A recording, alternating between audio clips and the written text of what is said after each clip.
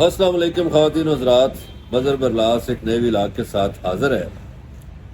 خواتین و حضرات، آج ہمارے ساتھ مہمان ہیں ہمارے چودھری احسن عباس۔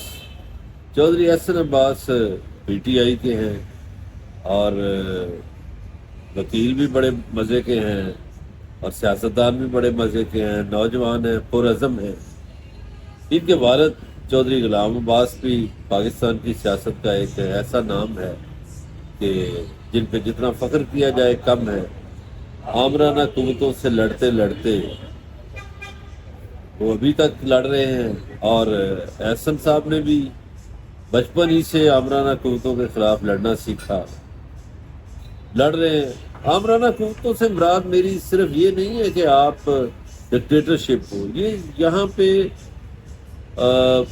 مختلف شہروں میں مافیاز ہیں، سیاسی مافیاز ہیں، پارٹیوں میں بھی سیاسی مافیاز ہوتے ہیں، تو گویا وہ بھی ایک طرح سے آمریت ہوتی ہے۔ چودھری احسن عباس نے اس دفعہ بھی الیکشن لڑا، جیتے ہوئے ہیں، لیکن وہی فارم 45-7 والا چکر ہے نا سارا۔ تو آج ان سے ہم بات کرتے ہیں کہ موجودہ جو سیاسی صورتحال ہے وہ ہمیں کیا پیغام دے رہی ہے۔ جی چودھری احسن عباس صاحب۔ بسم اللہ الرحمن الرحیم۔ میں آپ کا بہت مشکور ہوں کہ آپ نے مجھے آج اپنے اس ولاگ میں انویٹیشن دی ہے۔ میں آپ کا بہت مشکور ہوں، اور آپ کا شمار ان لوگوں میں ہوتا ہے جو کہ میرٹ پہ بات کرتے ہیں، اور میرے لیے بڑے اعزاز کی بات ہے کہ آج آپ کا بھی واقعی ہے۔ لیکن چودھری صاحب، میں آپ کو پہلے ایک چیز باور کراتا چلوں کہ جب بھی اس ملک کی تاریخ لکھی جائے گی اس میں ایک چھوٹا سا میرا نام ضرور لکھا جائے گا، کیونکہ اس ملک کے آئین پاکستان کے، میں یہ سمجھتا ہوں ایک پریکٹسنگ وکیل کے طور پہ، اس ملک کے آئین پاکستان کے سب سے بڑے غدار چیف الیکشن کمشنر سکندر سلطان راجہ کے داماد کے بھائی کو میں نے 14,000 ووٹوں سے الیکشن ہرایا۔ تمام اوریجنل فارم 45 میرے پاس ہونے کے باوجود میرا نوٹیفیکیشن نہیں کیا گیا، یعنی کہ 75 سال میں اس ملک کی عوام کو ایک ووٹ کی پرچی دینے کا بھی اختیار حاصل نہیں ہے۔ اس نہج پہ ہمارا ملک پہنچ چکا ہے۔ اس ملک میں اس وقت میری عقل کے مطابق غیر اعلانیہ مارشل لاء کا نفاذ ہے۔ میاں محمد نواز شریف ہمیشہ کی طرح ایک فاشسٹ حکمران ہے، اس کا بھائی میاں محمد شہباز شریف اس ٹائم ڈکٹیٹرز کا اعلیٰ کار ہے، اور اپنی ڈکٹیٹر ذہنیت کے مطابق وہ اس ملک میں ایک کٹ پتلی سا حکمران ہے۔ آئین نام کی کوئی چیز نہیں ہے، قانون نام کی کوئی چیز نہیں ہے۔ عدلیہ ہماری 26ویں آئینی ترمیم کے بعد ویسی مفلوج ہو چکی ہے۔ کوئی ایسا اس ملک کا وفاقی یا صوبائی ادارہ آپ مجھے بتا دیں، بالخصوص ہم جو پنجاب میں رہ رہے ہیں، آپ مجھے کوئی ادارہ بتا دیں جہاں پہ میرٹ پہ کام ہو رہا ہو۔ آئین اس ٹائم بالکل مفلوج ہو چکا ہے اس ملک۔ اچھا، آپ چونکہ وکیل بھی ہیں چودھری صاحب، تو وکلا نہیں کوئی ہل جل کر رہے ہیں یا مینج ہو گئے ہیں، یا آپ لوگوں نے پلاٹ لے لیے ہیں، یا کیا معاملہ ہے، یا کوئی 12 نے پیسے پھاڑ لے نہیں؟ ایسا میں عمران خان صاحب کا اور صدر Pakistan I L F Ishtiaq Khan صاحب کا اور صدر I L F organizer Pakistan Shadab Jafri صاحب کا مشہور ہوں کہ ابھی تقریباً 10 دن پہلے انہوں نے میرا نوٹیفیکیشن کیا ہے، سینئر نائب صدر central Punjab I L F کا، جو وکلا کی تنظیم ہے۔ ہم اس پہ بڑی ورکنگ کر رہے ہیں۔ ایشو یہ ہے کہ آپ یہ دیکھیں، ایک بہت بڑا ایلیگیشن لگایا جاتا ہے کہ جی پنجاب نہیں باہر نکلتا، پنجاب کے وکلا نہیں باہر نکلتے، پنجابی باہر نہیں نکلتے، پنجابی بزدل ہیں۔ آپ یہ بتائیں، سب سے زیادہ ظلم اور جبر کہاں ہوا ہے 9 مئی کے بعد؟ پنجاب میں۔ لوگوں کے گھر ٹوٹے پنجاب میں، عورتوں پہ تشدد ہوا پنجاب میں، بچوں پہ تشدد ہوا پنجاب میں، بچے فوت ہوئے پنجاب میں، عورتوں تک کو نہیں بخشا گیا پنجاب میں۔ اس وقت آپ پنجاب میں پاکستان تحریک انصاف کا نام لینا تک ایک بہت بڑا گناہ ہے۔ اچھا، آپ کا ڈیرا کتنی بار ٹوٹا ہے؟ سر متعدد بار 24 تاریخ کو کال تھی خان صاحب کی، میں پرامن طریقے سے نکلوں گا، اور آپ یقین کریں کہ پولیس نے میرا ڈیرا تباہ و برباد کر دیا، نیست و نابود کر دیا، توڑ کے ایون کہ کچن سے کراکری نکال کے بھی توڑ دی، صوفے پھاڑ دی، ایل ای ڈی توڑ دی، مطلب ملیاں میٹ کر دیا۔ تو میرا قصور کیا ہے؟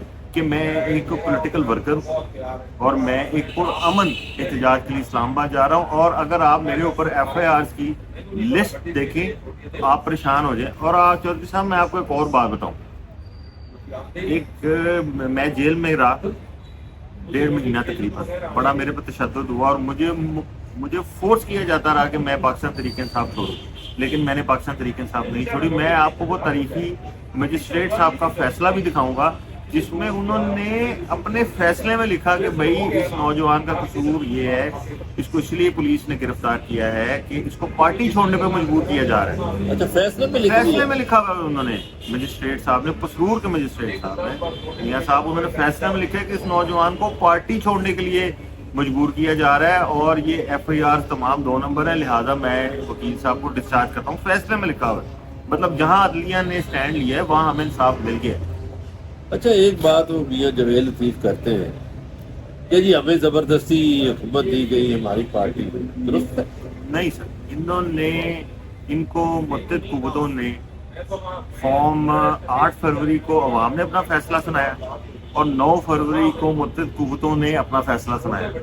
اگر ان کو زبردستی حکومت دے رہی تھی، یہ کوئی دودھ پیتے بچے تو نہیں ہے چودھری صاحب، دن رات کرپشن کے بازار گرم ہیں، منسٹری ان کے پاس ہیں، وزارت وزیر اعلیٰ پنجاب یہ خود ہے، وزیر اعظم یہ خود ہے، صدر یہ خود ہے، کولیشن گورنمنٹ ہے، یہ دن رات لوٹ مار کا بازار گرم ہے پاکستان میں۔ آپ دیکھ رہے ہیں ہماری اکانومی کہاں ہے، ہماری جی ڈی پی کہاں ہے، ہماری جی این پی کہاں ہے، ہماری ایکسپورٹس کہاں ہے، ہماری مہنگائی کہاں ہے، کسی جگہ آپ کو حکومت کے ریٹ نظر نہیں آ رہی۔ اچھا، اب تو پچھلے 2-4 دن سے لگتا ہے کہ منظر بدل رہا ہے، کیا دیکھ رہے ہیں؟ سر دیکھیں، یہ غلام لوگ ہیں، یہ الیکٹڈ لوگ نہیں ہیں، یہ سلیکٹڈ لوگ ہیں۔ عمران خان ایک الیکٹڈ پرائم منسٹر تھا اور وہ اس کرپٹ نظام کے آگے اور امریکنز کے آگے کھڑا ہو گیا۔ یہ تو بیچارے سلیکٹڈ ہیں، ان بیچاروں کی تو حیثیت ہی کوئی نہیں، یہ ایک ٹویٹ کی مار ہے۔ متعدد ٹاک شوز میں آپ نے دیکھا ہوگا، یہ تو بیچارے لیٹے ہوئے ہیں کہ امریکہ بہادر ہے، ان کی طرف صرف منہ پھیر کے بھی دیکھا تو انہوں نے لیٹ جانا ہے۔ عمران خان صاحب کا یہ موقف ہے کہ انہوں نے کمپرومائز نہیں کرنا، وہ اس ملک میں آئین اور قانون کی بالادستی کے لیے ڈٹے ہوئے ہیں۔ وہ کہتے ہیں کہ میں کمپرومائز نہیں کر سکتا، میری ہڈیاں اس جیل سے باہر چلی جائیں گی لیکن میں کمپرومائز نہیں کروں گا۔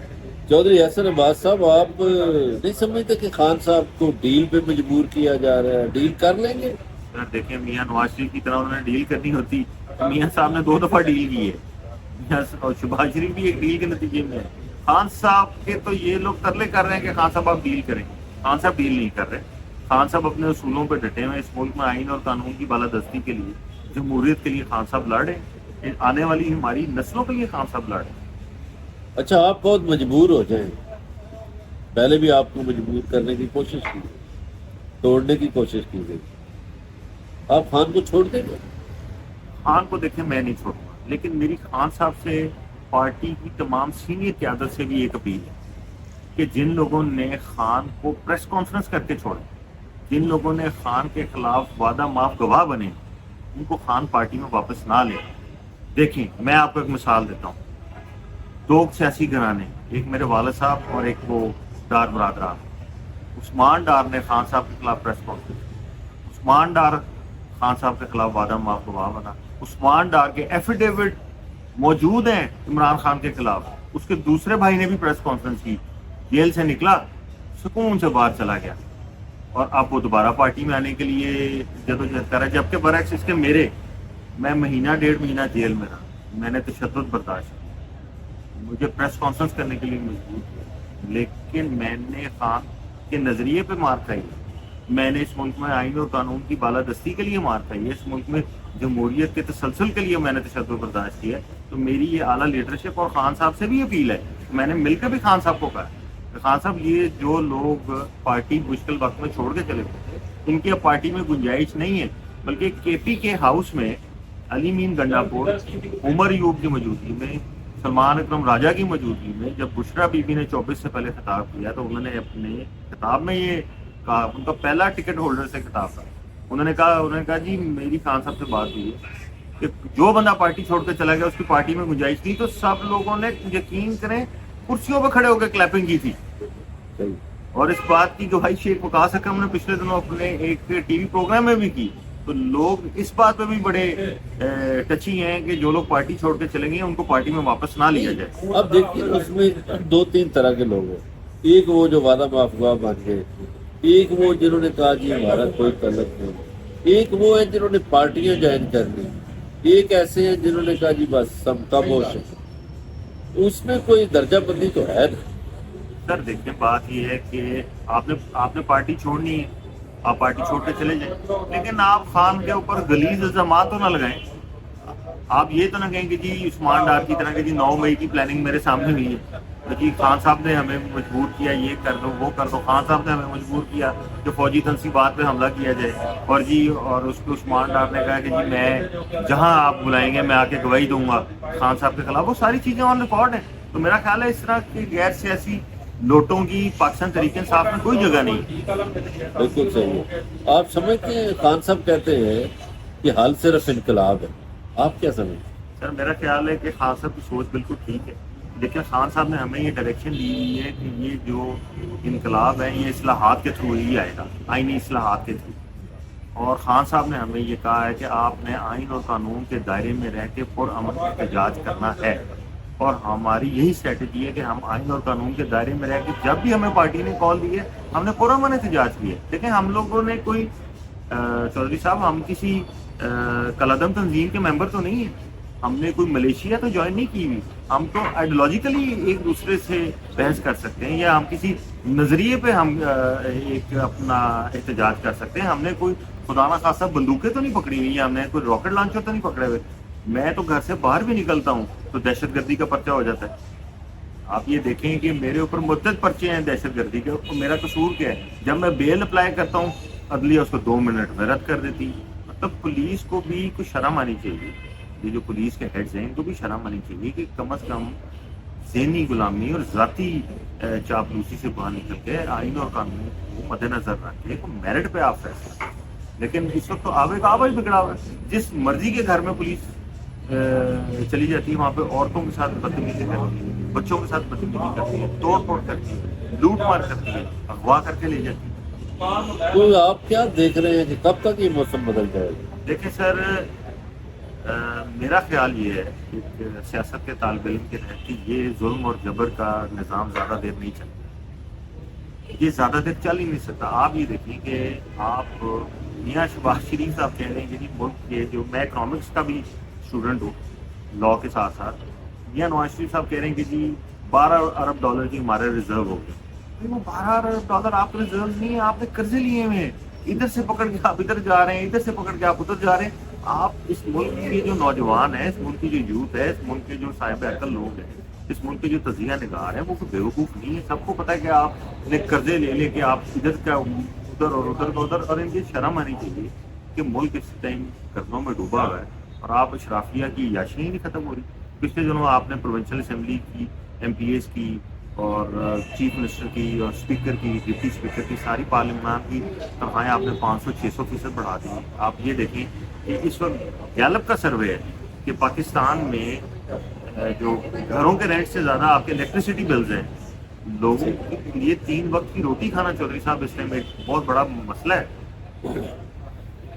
بات چیت ہماری آج ہوئی چودھری احسن عباس سے، بڑے جذباتی گفتگو ہوئی ہے لیکن حقائق پر مبنی گفتگو ہے. جذبہ اس لیے ہے کہ احسن عباس جوان ہے اور جوان جذبے بول رہے ہیں، اور ان کا دعویٰ ہے کہ خان کو یہ نہیں چھوڑیں گے انشاءاللہ، اور اصلاحات کے ذریعے انقلاب آئے گا. اسی کے ساتھ اجازت دیجیے. پاکستان زندہ باد.